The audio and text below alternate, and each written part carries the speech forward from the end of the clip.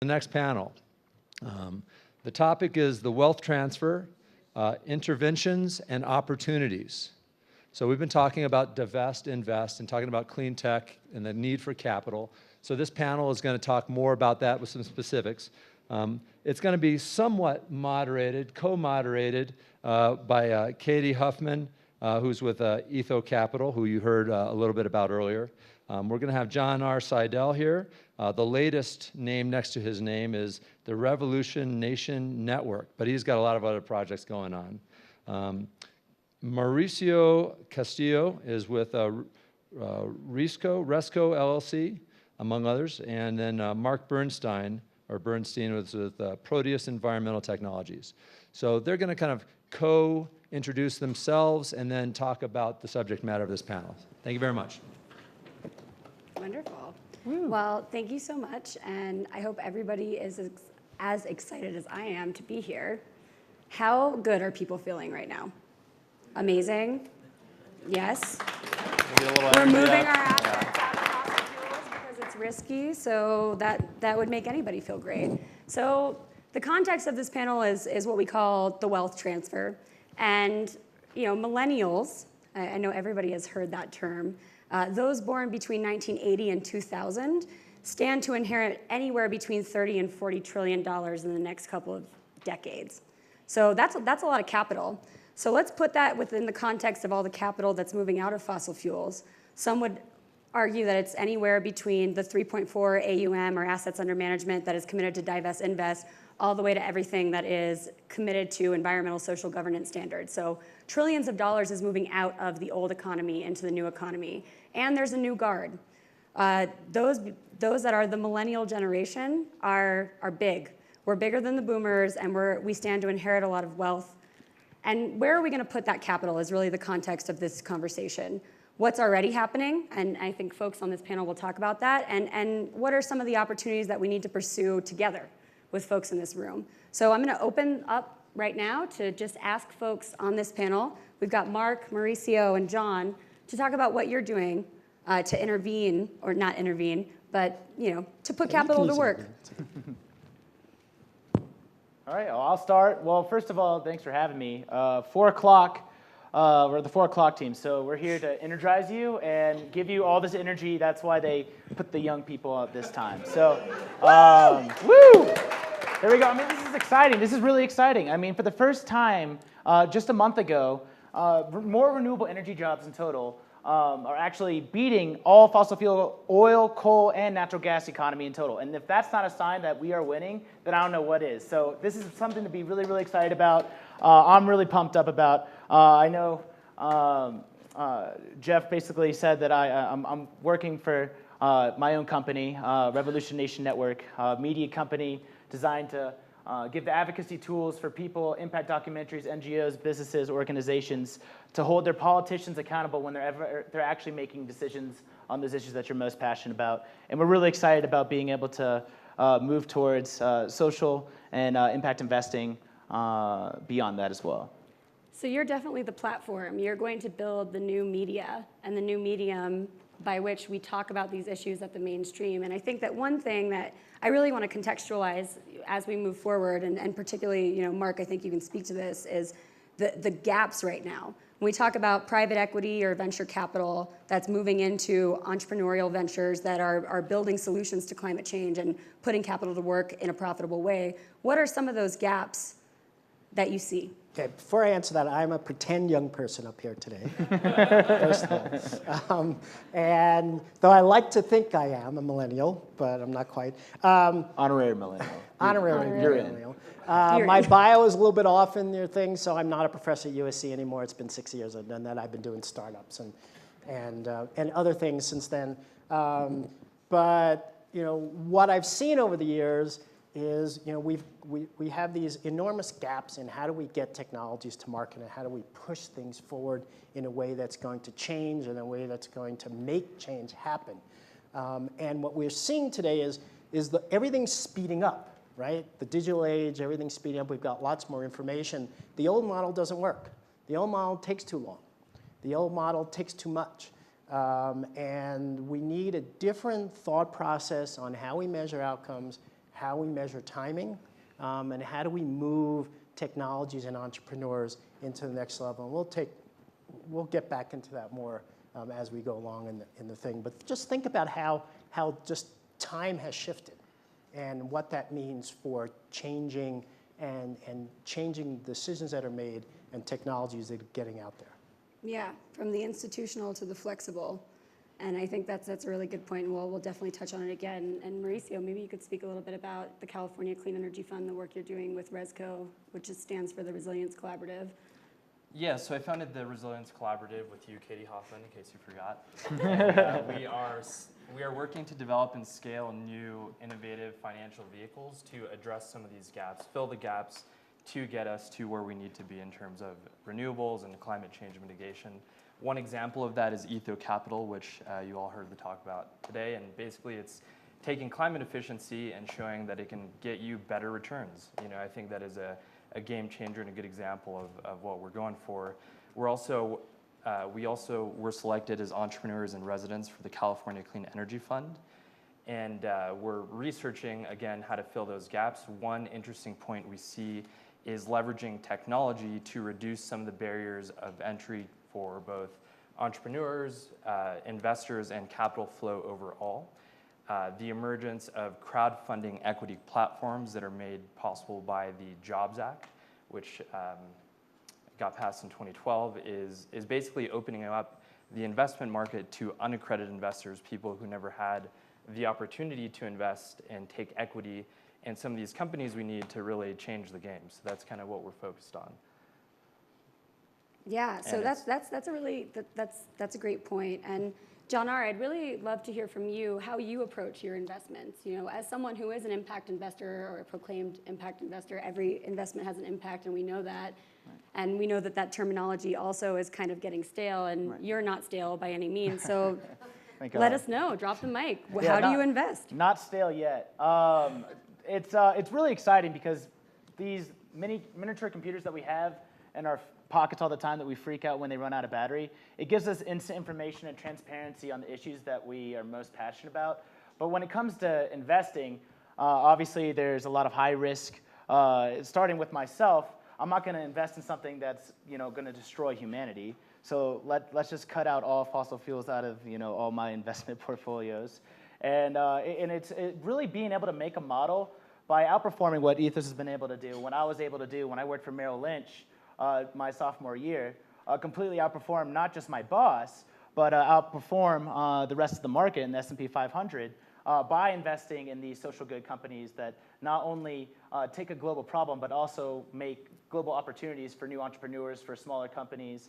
And I know we've talked about divesting a lot, but really the solutions really come when we start investing in these solutions. The $10 million from ExxonMobil is not going to do much, but $10 million in a small startup that solves a problem for renewable energy is going to do a hell of a lot.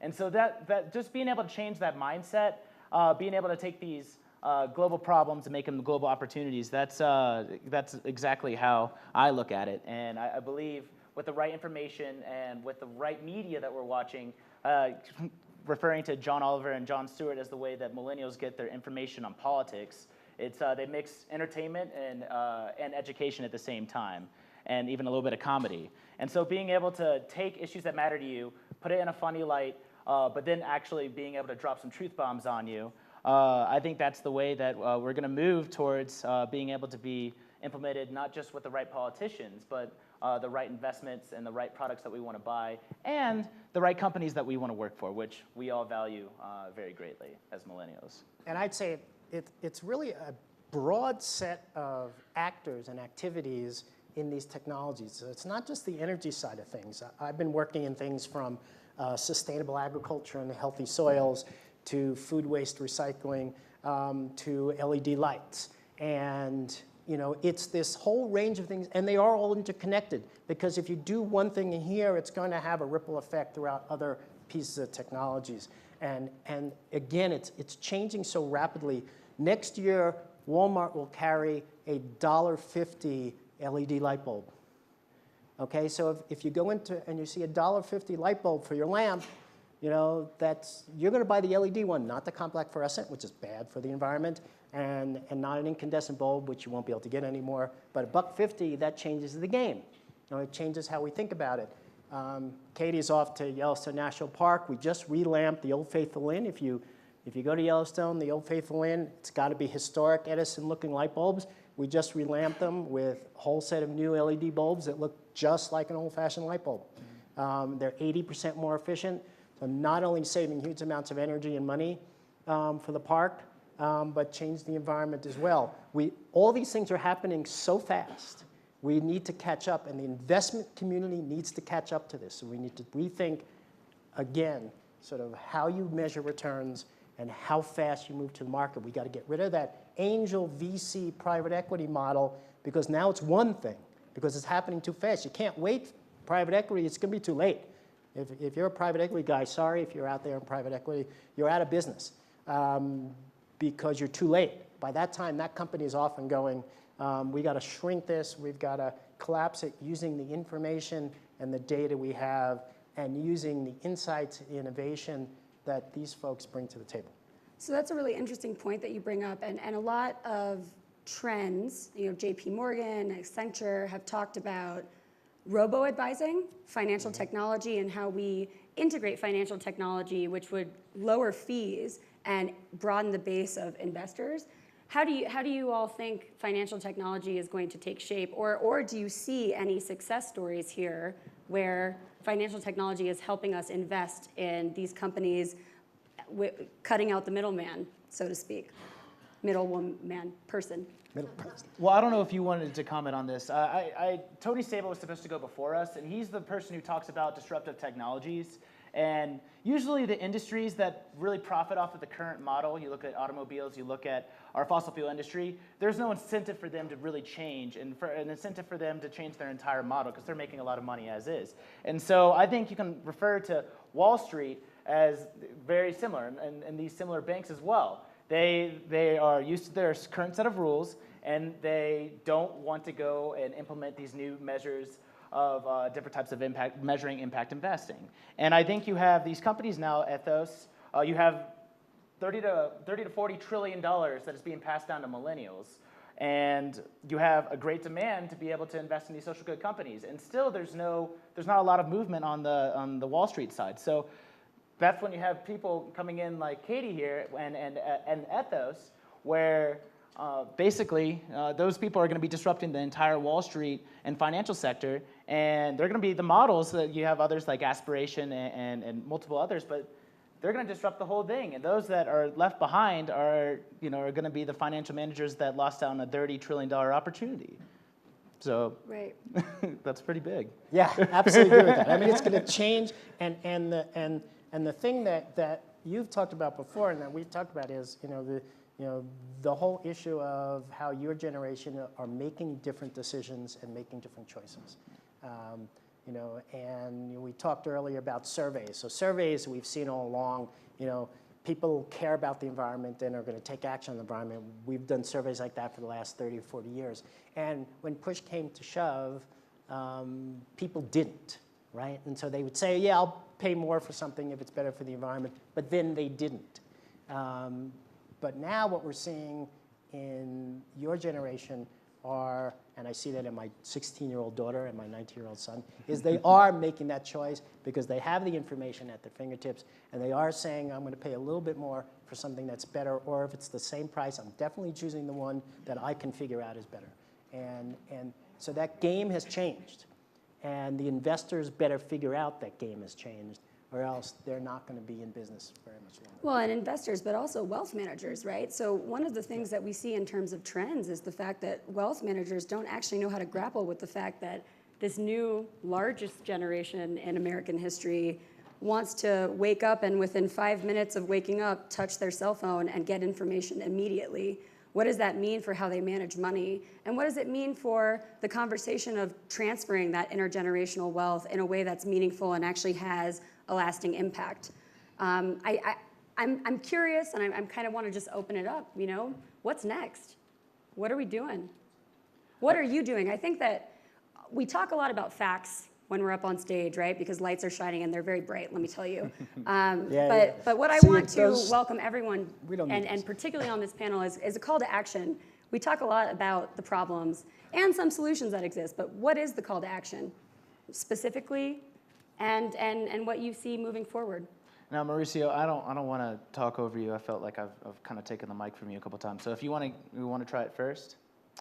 Sure. I mean, I think something that people can do now and really push the dial on is pushing investment to where it needs to go.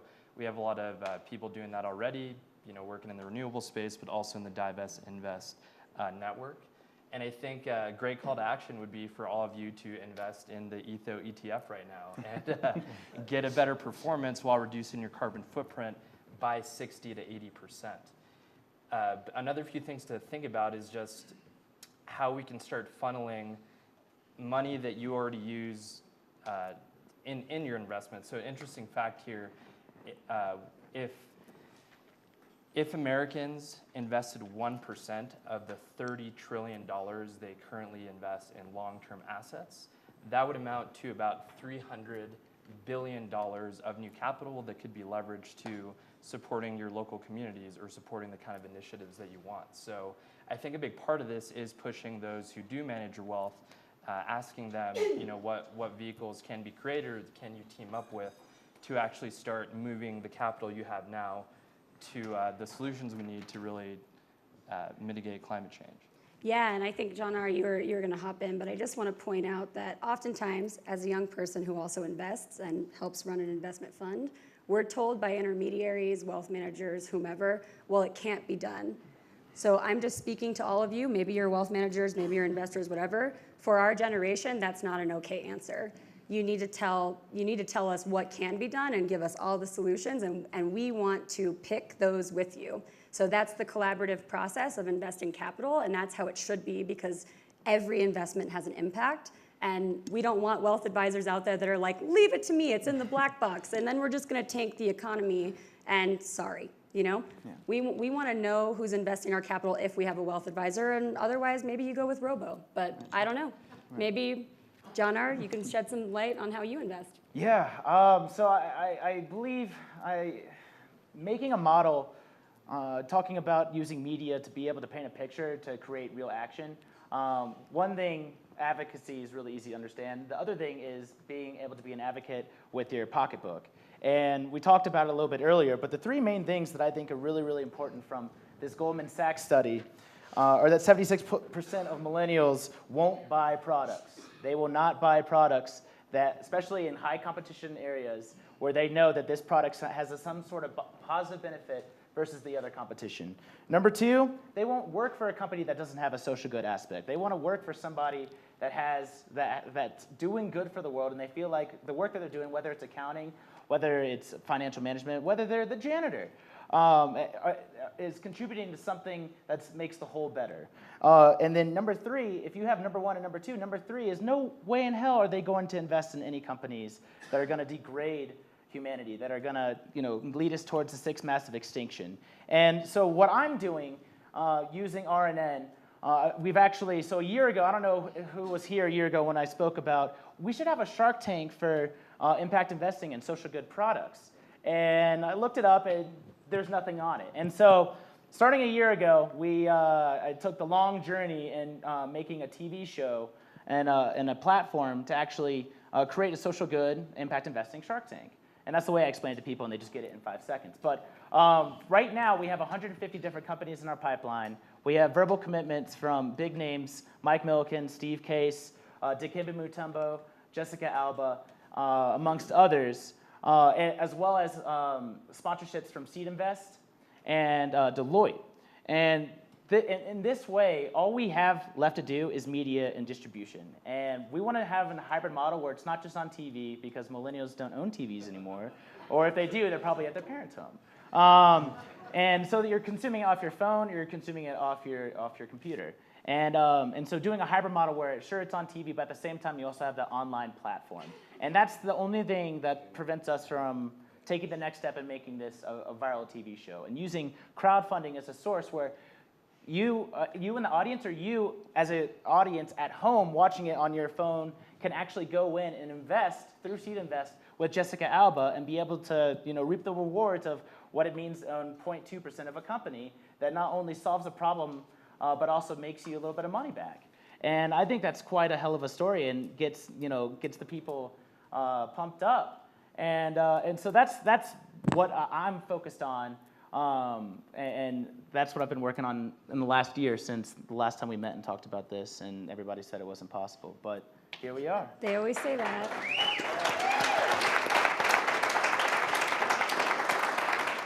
So Mark, It's really great, and it's going to change things. And the challenge that I want to take is, we are preaching to the choir somewhat here, right? You all believe in renewable energy and clean tech and everything else, but what do you do about it, right? And how do you change the approach that you take in who you talk to about it?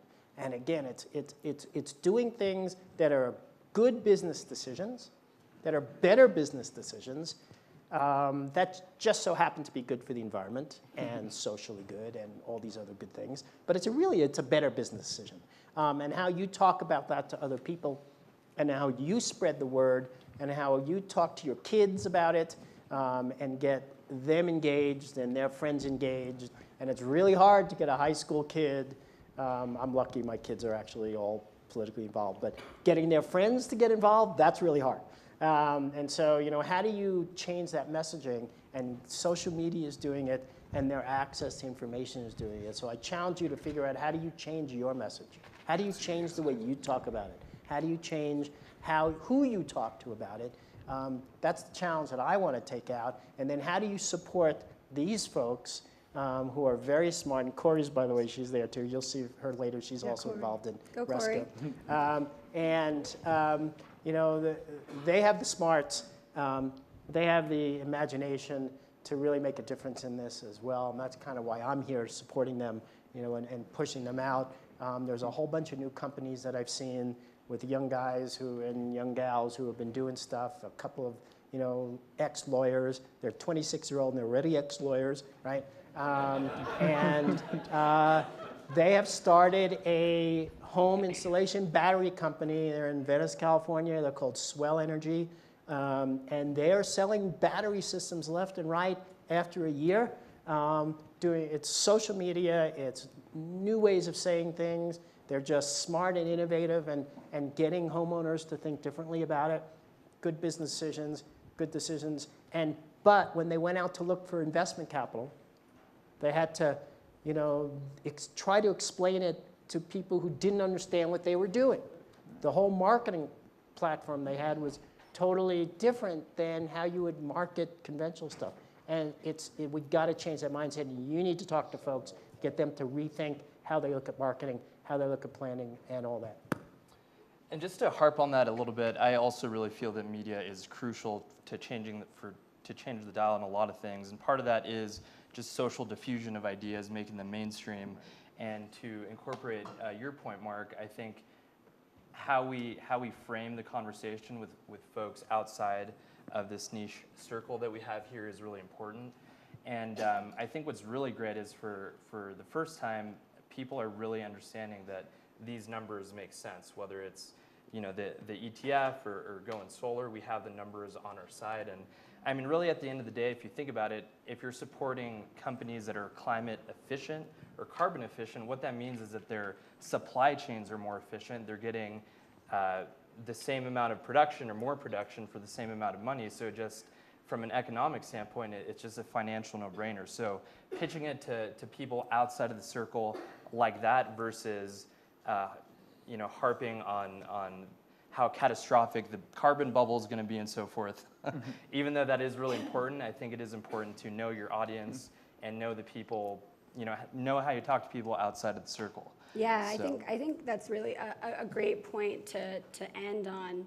So as a generation, we have seen a tremendous amount of devastation. We woke up, we were born to devastation. I mean, whether it was planes hitting towers when we were kids, or our parents dying of cancer, which is real, 1 in 3, that's a statistic, and many of us are going through it.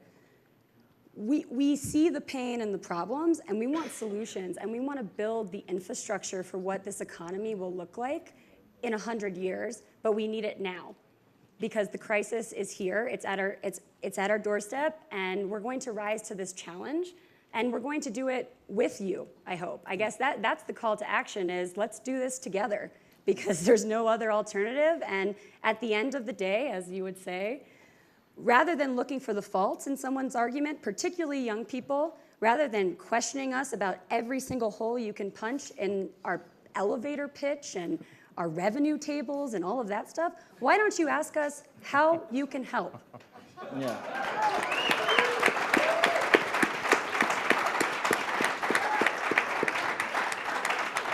I think that's it. That is the best thing I've heard from you in a very long time. That's really great.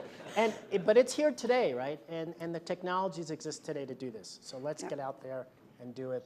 Let's take the media platform. Let's take the investment platform. Let's go do it. And you're great. Yeah, right. get excited. Woo! Yeah, let's do it. You guys. Let's do it. I love it. I mean, we do have 4 minutes left. We have 4 minutes left. We do, right? Still? If Chip doesn't throw anything at me, we've got at least one question. Yeah. Right, Chip? So first, I just want to tell you how moved I am by you. And you remind me of when we stopped the Vietnam War. It was a really rough thing, and we really had to fight for it. And you are in a similar place. And one of the things that I want to encourage everyone is to really get in social media. I put it on social media just now about the whole Arctic Circle. The #1 entrepreneur in Singapore already has it all over the place. They said Singapore is going to be underwater in 20 years if you don't get involved. And I get very emotional about this because I have so many people that I know that are so successful that will not look at this. They don't believe in it. They put it down all the time. They think that I took some Kool-Aid,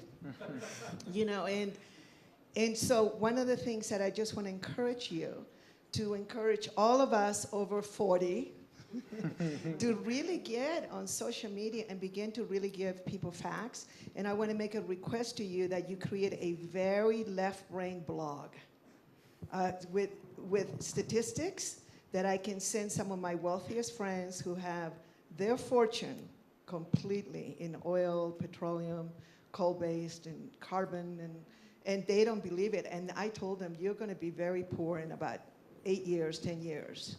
And then they think I'm just trying to scare them. But there's really, I mean, we're right here with the choir. Yeah. But I am surrounded, not only in Asia, where I hang out all the time, but in this country. It's unbelievable. I live in San Diego, and the people that do not believe this, and so when I get around here, it's like being, in heaven.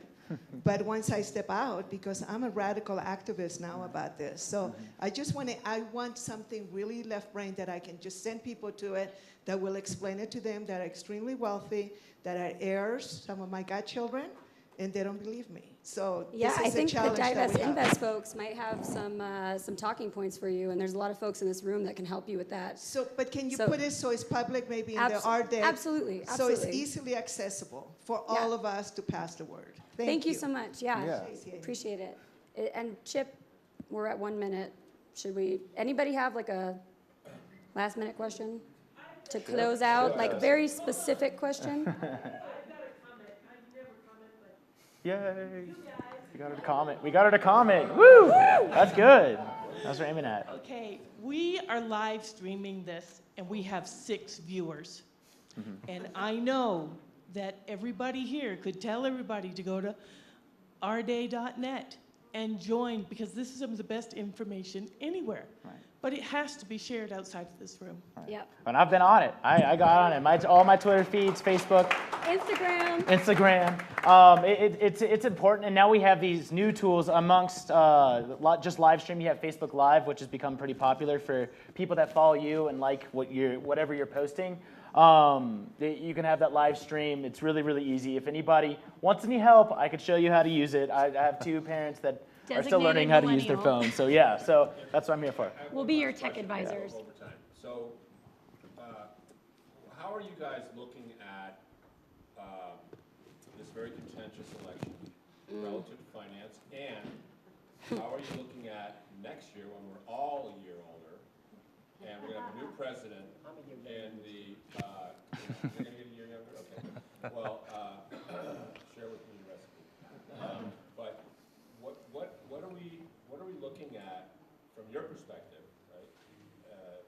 In the 2017 investment Right. season. So I think the most important thing, and we don't have a lot of time, this could take a whole nother hour. The most important thing is that the presidential election, yes, it's symbolic, it's kind of a pony show, we all see that, and it's very important, but it's about the Senate, it's about the House, it's about local, state, regional initiatives, and we really have to focus on what's happening in our communities because that's what drives capital investment, and that's what revolves it back. Yeah, and just to add on top of that, the election is great, and our media loves to, count down the days a year in advance. But the election's only 10% of our political process. Granted, it's a really important part. You're holding people accountable to see if they've, made due on their promises for why they ran in the first place.